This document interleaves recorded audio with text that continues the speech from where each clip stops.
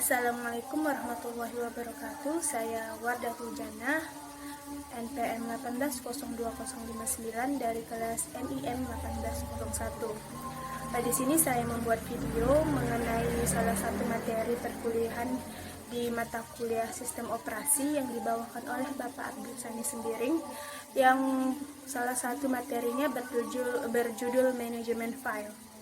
Oke, baik. Di sini saya akan langsung membahas apa-apa saja yang termasuk dalam manajemen file, apa itu manajemen file dan sebagainya. Baik, oke, kita mulai. Manajemen file menjelaskan metode mendasar untuk memberikan nama file, menyimpan file, mengatur file. Data di komputer disimpan dalam sistem file hierarki di mana direktori memiliki file dan subdirektori di bawahnya. Pemberian nama file dan folder mengatur folder di dalamnya. Begitu juga menangani file dalam folder ada aspek fundamental dari manajemen file itu sendiri. Manajemen file merupakan metode dan struktur data yang digunakan untuk atau oleh sistem operasi dengan tujuan mengatur, mengorganisasi file pada disk ataupun pada partisi. Manajemen file juga dapat diartikan sebagai partisi atau disk yang digunakan untuk menyimpan file dengan cara tertentu.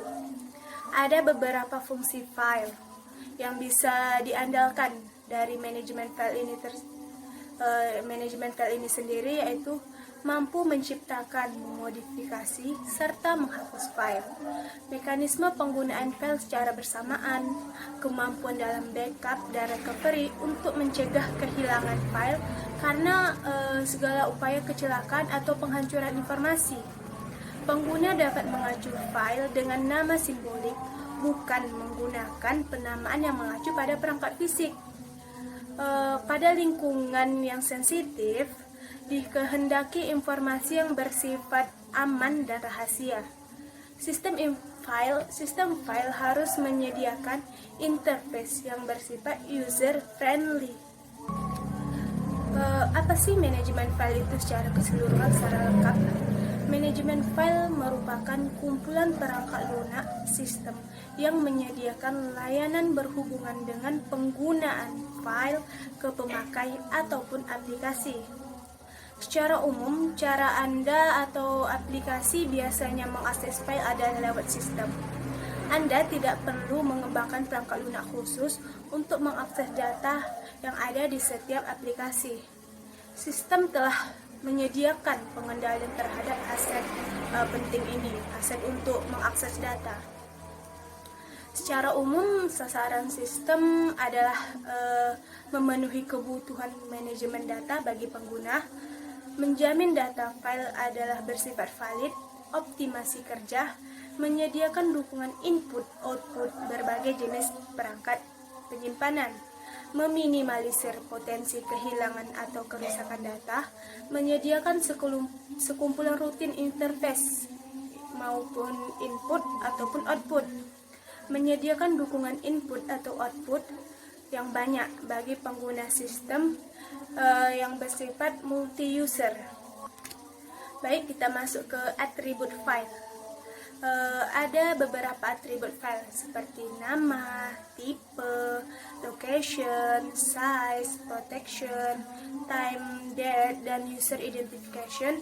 Keseluruhan ini membuat kita memudahkan pengelolaan disk informasi yang disimpan file di dalam struktur direktori.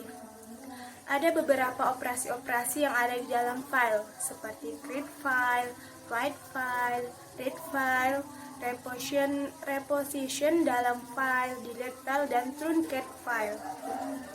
Tadi kita ada sedikit menyinggung tentang direktori, struktur direktori. Apa sih struktur direktori itu?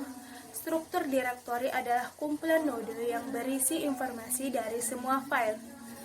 Operasi sistem direktori terdiri dari pencarian file, pembuatan file, penghapusan file, daftar direktori, penggantian nama file, lintas sistem file.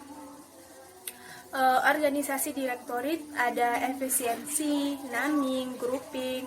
Kemudian ada jenis-jenis direktory. Ada nih direktory jenis direktory 1 tingkat, direktory 2 tingkat, direktory struktur tree, direktory acyclic graphic, direktory general graph. Kemudian ada implementasi dari sistem informasi atau sistem file. Ada menyimpan dan mengakses file pada media secondary Trojan disk. Kemudian mengalokasikan space, mengcover space yang dilepas, mencatat lokasi data, memperantai bagian OS lain dengan secondary storage. Kemudian ada organisasi sistem file menyediakan akses yang efisien dan nyaman ke disk. Kemudian ada tingkatan dari sistem file, ada sistem file logic, modul organisasi file, sistem file dasar, input output control. Kemudian ada alokasi storage space, terdiri dari contiguous allocation, linked allocation, dan indexed allocation. Kemudian kita masuk ke implementasi directory. Linear list pada nama file dengan pointer pada blok data. Kelebihannya atau ini sederhana untuk program, memakan waktu yang lama untuk eksekusi. Kemudian ada hash table, linear list dengan struktur data hash. Kelebihannya itu mengurangi waktu cari directory. Collisions atau situasi di mana dua file di hash pada lokasi yang sama. Dan terakhir, ukurannya tetap. Oke, sampai di sini penjelasan saya mengenai manajemen file. Diharapkan semoga dimengerti. Lebih dan kurang saya mohon maaf. Assalamualaikum warahmatullahi wabarakatuh.